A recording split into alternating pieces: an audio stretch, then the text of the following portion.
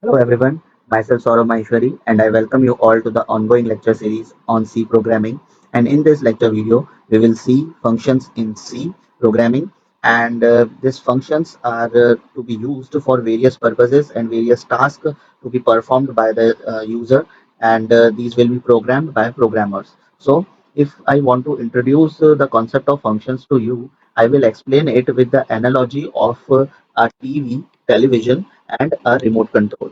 Okay, so let us suppose that TV is a object which you want to control, which a user want to control. So a remote control has two kind of views. One is user view, which is the end user who wants to view the TV, and another one is the programmer who has designed the television as well as the remote control.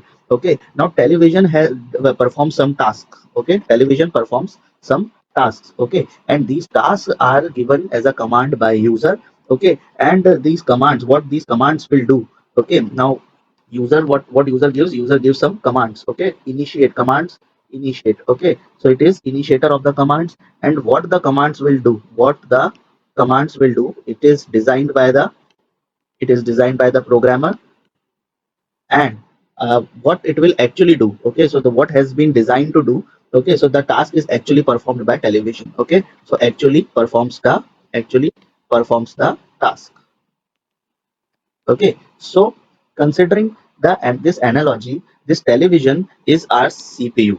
Okay, if I draw an analogy between the computer and the functions, so the CPU is our television for that who will actually perform the task. Okay, now this remote control is to be taken as a keypad. Okay, so the keyboard that we use is a keypad. So but it is also denoting, this keypad is used to input functions, right? Input various functions. Okay, so we will take the remote control as function of computers. Okay, and these functions can also be treated as commands. Okay, these functions can also be treated as commands. So user is going to initiate any command or initiate any function, or in the terminology of computer we will say it calling a function. Okay, so it is going to call a function. Okay, now when the function is called, it goes to a definition of the function, right? What the function should do. So the designing a function is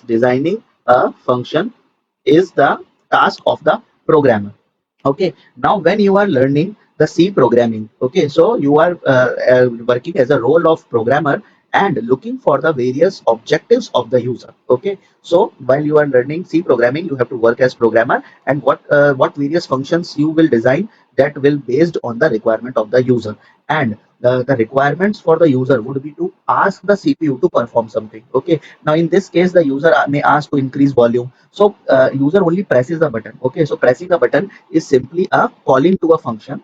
Okay, now what will happen when a user presses the increase volume button. So what all thing will happen, okay, electronically or programmatically. So that will be designed using a function, and it will be designed by a programmer. Okay, and the on the basis of these instructions, what all instructions have been designed by the programmer, the TV, or I can say our CPU, works according to that and performs a output. Okay, now we are going to draw an analogy between the user view of functions and the programmer view of function. So let us see that there is a function in the center, and which is treated as a black box by the user. Okay, now this function user treats it as a black box, and it means user has to only give input, and it does not has to do with what the function is doing inside. And on the basis of this input, you can also say this is the command or it is the calling of the function. So user has to make some call. Now user on the other side needs the output from the function, and this output is also used by the user for various purpose. The output is also called the return statement, right? And this function is taken as a black box between the user and the function. Now for the user, you can see this is a user defined function because it is has been declared for the needs of the user. So because user needed the input and also user needed some output based on some input, so that is why it is called a user defined function. Now our objective while programming would be to define this function because this is a user defined function, so programmer needs to define it. So now I am drawing the programmer view of this function definition. Okay, so function definition will be in the terms of some statements which will be having some input. This would be the same input which would be given by the user, and this input would work on some definition. These definition will be nothing but some set of statements. Okay, so these would be nothing but some set of statements, and these standalone statements, standalone instructions would be performing over the input. Now what do you mean by standalone? Standalone is simply meant for the instructions which are standalone. These are the different these are different functional than main. Okay, so main is one of the functional entities that we have seen till now. We have been using this main function. Okay, main is also a function. So main function is has been used for various purposes for making your main programming logic. But we have not used right now any custom logic. Yes, we have used some inbuilt functions over for various purposes. Like for strings, we have used strlen, we have used getters, we have used various functions related to different purposes. Okay, but those were all inbuilt functions. So I am going to write two more terminologies, that is inbuilt functions, and the next term is user defined functions. Okay, inbuilt functions are also called library functions, right? Examples are printf, scanf, getS, putS, right? strlen, etc. Okay, and user defined functions are as per the name, it appears that user will define it. No, okay, the user defined functions, actually these will be created by programmers while in the definition. Okay, so I'm talking about these functions as to be user defined functions only, and this definition will be designed by the programmer. Okay, so I am drawing here the programmer view who will define the function, and that will be output, and output will also be provided to the user. Okay, so I have enlarged this function which is the black box. Okay, so this is the black box, or in this black box only the programmer needs to concentrate. Okay, right? So user defined function is nothing but designed by the programmer. Okay, designed by the programmer, right? But as per the need of the designed by programmer, but but as per need of user. Okay, so that is why we are where the name is user defined function. Okay, so these two types of functions are there, and functions are nothing but they are standalone entities and which are different from main. Okay, these are not part of main generally. Okay, so these are different from main, they are standalone entities because they have their own scope. Okay, one more thing important to note, they have their own scope. Okay, own scope means they are going to have their own variables. Okay, they are going to have their own logic. Okay, so this is what will happen. Scope also means they have their own logic. Okay, they have their own variables. Okay, so they will have their own data and operations. You can say they have their own data and their own operations. Okay, so this is what all about concept of functions. I have given you only the generic definition of functions which is applicable to all programming languages. Now we will switch to the functions in C. Okay, specifically to the functions in C. Here you have to also remember this particular analogy. Okay, so this is analogy, and we will try to use this particular analogy with the in the all the topics that we will do for the functions. Okay, so it is an analogy between functions and actual remote control.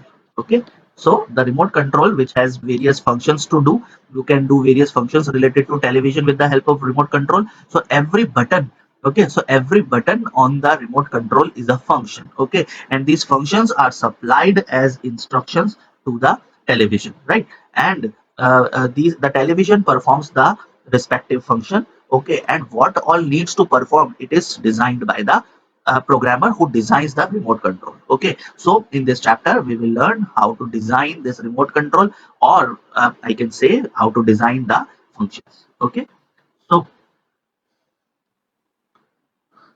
let us see the function morphology. Okay, obviously we are looking for in C programming, so that is you need to consider. But this topic is also generic. It would be based for all the programming languages. Okay, so function prototype. Okay, so what is a prototype? Prototype is nothing but a model. Okay, in the simple terms, you can take it as a model. Okay, so instead of a nuclear plant, what the nuclear plant will do, you can create a model of the nuclear plant which might have all the places available in that, but it will not actually work. But it may know, it may let you understand a user that what the nuclear plant, actual nuclear plant will do. Okay, I can take also one more example of the smartphones models. Okay, when you try to buy the smartphones, they don't show you the actual smartphone. Sometimes the shopkeeper shows you the model of the smartphone. Okay, so you might not, it might not work actual way the smartphone works, but you can get an idea how the actual smartphone, when you will take the actual smartphone, how would it actually look like and how would it actually work. Okay, so getting an idea is the function prototype. Okay, so function prototype is the part of the function, is the part of the function which is used by the compiler. Okay, so part of function morphology है ना? So part of function morphology, morphology is what, structure of function. Okay, so structure of function, part of function morphology, which is used to let the compiler know about structure or itself, I can say, morphology of the function. Okay, actually it don't tell about the okay, it don't tell about what the function is going to do. It tells about three things: what is the name of the function, name of the function, what would be the input, and what would be the output. Okay, so this specification is function prototype. Okay, and function prototype is normally uh, declared in the global space, right? It is declared in the global space. So those who don't remember what is global space, I can give you a general structure of the C program where you have library files at the top. Okay, then you have main. Okay, and between the main and library files, this space is the global space. Okay, now why we say this global space, because the scope of this particular space is all around the main or all around the program. Okay, in this particular program, this the anything which is available in this global space, either the variable who can be available here, either the variables, okay, and all the functions. Okay, so these things will be available in the scope of all the complete program, right? So that would be global space. So function prototype is declared here. Okay, then there is a function body, its scope, and the what are the things that are not allowed inside the function. Okay, so this is the main. This main is also a user defined function. Okay, now main is not an inbuilt function, you have to see that. Okay, many of the people knowing the C programming, but they might not know that the main is not an inbuilt function, because there is might be a confusion, because you always take main without any declaration or without any, okay, without any definition, right? So you might see that main is an inbuilt function, but main is a user defined function, because every time you write a program, actually you are writing the definition of this main, definition of this main, that is what the main will do. Okay, so in this way, you and this definition you write is based on the what user needs. Okay, what the program objective is, what the uh, what you want to what we want from program to do. Okay, so this definition changes in every program, so that is why this main is actually a user defined function. Okay, so this is an important thing to note, that main is a user defined function, and the program that you write is actually the definition of this function, right? Okay, so what I am giving you, so this is the function body, that the definition, where the definition is written, is called the function body. This is may also be called as function body. And apart from main, there can be other functions who have been given the prototype, because the doubt can be there that why don't we require to give a prototype of main, because main is a user defined function, but its prototype is already defined in the library. Okay, so it is a function, a user defined function whose prototype is available in the library files. That is why it is already there in the global space, because when you have included the library files, okay, so you have included the main. Okay, so that is why you are not required to declare it again or give the prototype again in the global space. Okay, but if you are making an another user defined function and it is not main, then you have to give the prototype and also give the definition. Suppose we make a function like this. So function, okay, now there would be two spaces that would be used for the one space is this, second space is this, and there would be a scope of this function also, and this would be this function body. Okay, I have this function is the name of the function, this is the place for input parameters, and this is the space for output parameter. Fine, so function body works like that. Fine, and function body, you write all the parts of the instruction, all the instructions that you want to perform, and these are the standalone instructions. It means there would be some variables and there would be also some functions inside, or I can write them as there can be some statements. Okay, so statements which perform on the on these variables. Okay, and what are these statements? These are C programming statements. What all C programming statements that you can write in main function, they all can be written in the function also. So I would write function body. Okay, so body is nothing but the definition of function. Okay, it consists of data and statements. Okay, statements are all valid statements are available. All valid statements of C. Okay, they can be written over here also, and the body in the end, it has if it wants to give some output, obviously a function wants to give some output, so in the end it returns. Right. So these parts are available in the body. I will explain the detail part with the help of example in the later module. Okay, so the function will have a body which will be a definition of the function. Okay, it will have data and some statements. They are particular. Okay, so they are pertaining to scope only. Okay, you have to remember that this function has a scope. Anything inside this scope is not visible to in this scope, and anything which is in this particular scope is not directly visible in this scope. Okay, what happens when you inside the memory? Okay, this is your memory. So when you declare different user defined functions, different user defined functions goes in different blocks. Okay, blocks of memory. This is block 1, this is block 2, this is block 3, and so on. Okay, so this is the block for suppose main. So this is the block for function 1, and this is the block for function n. So this is how different blocks are created. So any variable and the data that is created here is not visible to here, and which is created here is not visible to here. So that is why we are saying that functions are standalone entities. Okay, so body is the standalone okay memory. Fine. So every function has a standalone memory. Okay, standalone memory. Fine. Now let us see some more parts of functional morphology, because you have seen that the functional entities are different functions are independent to each other. So then how they are going to actually interact with each other? Okay, it is an important thing to note.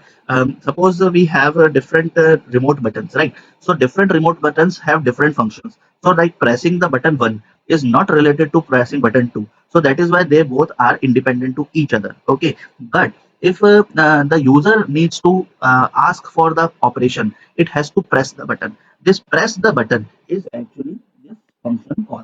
Okay, so anywhere if you are calling a function means asking the function to perform the task for which it has been designed for. Okay, so function call is nothing but okay, function call is asking the function to perform. Okay, so if you are pressing the button like pressing button on TV, button on TV remote. Okay, so as you press button, so that is a call to a function. And when you call to a function, you also pass the parameters. Okay, pass the parameters, input parameters. Okay, parameters, input. Okay, now what are these parameters? Okay, so suppose you want to create a function which adds to integers. Okay, now when you call this function, so it is evident that you have to give the numbers also which you want to add. So that is your input. So input parameters, the input parameters are provided when the function call is initiated. Okay, and what is function return? You have seen in the previous slide that function return is always part of the function body. Okay, so function body, because the function statements or the function process works on the input and it produces the output. When the function returns the output, okay, so returning the output, this is nothing but returning the output at whom to return, to the calling, to the calling function. Okay, it is it is to be notified that this function call is always initiated through another function, always initiated through another function, right? So what do you mean by this? That every function is called by another function. Okay, so only a function has the capability to call another function in C programming. Fine. So what will happen if you don't have any other function? At least you have main, right? So the first function is your main, and any function that you want to call would be called from main. Also, other functions can also call other user defined function, but not main. Okay, so main can be called only once in a program. So that there are some important things to note. Main is the function first function called in program. Okay, program means I'm only asking about C program. Okay, main is the first function which is called in a C program. Second thing is that it can call any number of any number of other user defined functions, or even library functions. Okay, I'm not, this chapter is not about library functions. Library functions are simply to see the include the libraries and use them. Okay, and what their uses are fixed as per the library. So this chapter is not about the functions in C which are already defined in library, but this chapter is about the user defined functions. Okay, so it can call any number of user defined functions. Okay, no function can call main. Okay, so this is the important thing that you need to know that no one can call main, because main it will be automatically called by compiler. Okay, and this would be the first function to be called. Okay, but other functions can call. Okay, so different functions can call each other. Functions can different functions can call each other. Okay, and one more interesting aspect is that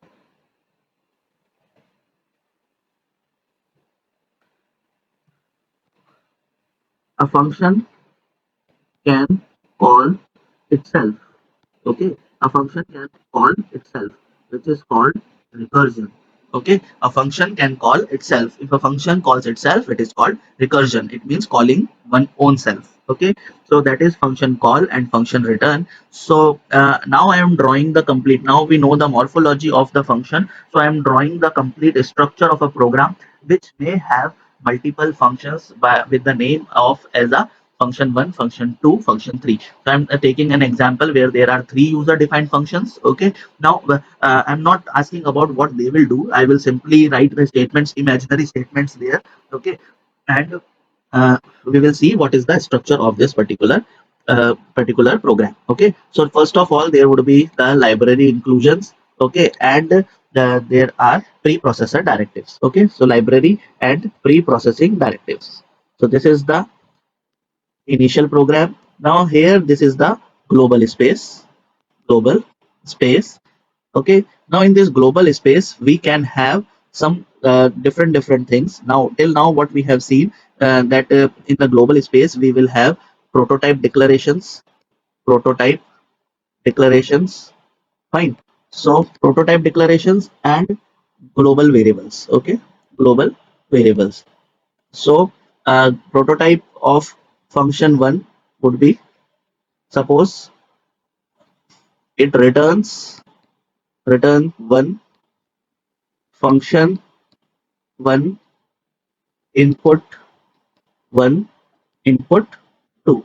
Suppose it has 2 input. Return 2, function 2, input 1, input 3, input 4. Okay, so these will be our prototype declaration of 2 functions. Okay, not I'm not taking 3 functions, I'm taking only 2 functions. Okay, so these 2 functions these are the two prototypes. Okay, these are the two prototypes. We will write the syntax of the C programming later, but first of all, see the structure of the program. Then it comes main function. So you define the main, okay, and we define the main. So this is main body, okay, and in the main body there has to be, and we can also after main we can have uh, return one, that is definition of function one. So we will write function one. The same name of the function one in the prototype has to be followed. Input one and input two. Okay, this function will perform some statements on these inputs, and it can also, okay, first let me define. This is return 2, this is function 2, and this is input 2 3 and input 4. Okay, and it also process something, right? Now this is nothing but function body, and function body. But this is the body and scope of function 2. This is body and scope of function 1, and this is body and scope of function main. Okay, now main will be called automatically. Fine. Main will be called automatically, and it returns also automatically. Okay, so what it returns, we will see this. Okay, and apart from that, since there are two other user defined functions, so it becomes a responsibility of the main to call these functions, because main will be called automatically. Now to call other functions, if they are required actually, so the other functions will be called from main. So suppose we take that this function one. Okay, this function one call. Okay, so function one is called from the main. So as soon as this call happens, okay, as soon as this call happens, the compiler jumps from here to here.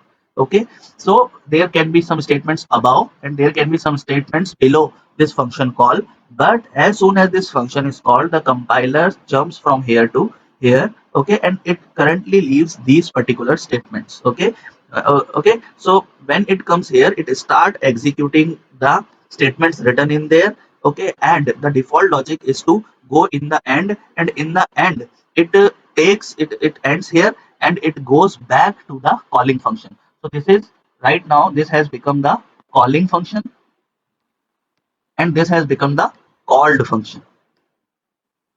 Okay, calling function is who calls, and called function is whom has been called. Okay, so function call is initiated, it jumps to the function definition. There the statements in the definition, all the statements are executed in the definition, and the last statement would be the return statement, and this return statements again jumps the control to the next statement. Okay, first it goes to the return variable. Okay, it goes to the this particular variable. If there is something, some variable who wants to get the return value, then if this value jumps from here. We will see this with the help of a practical example.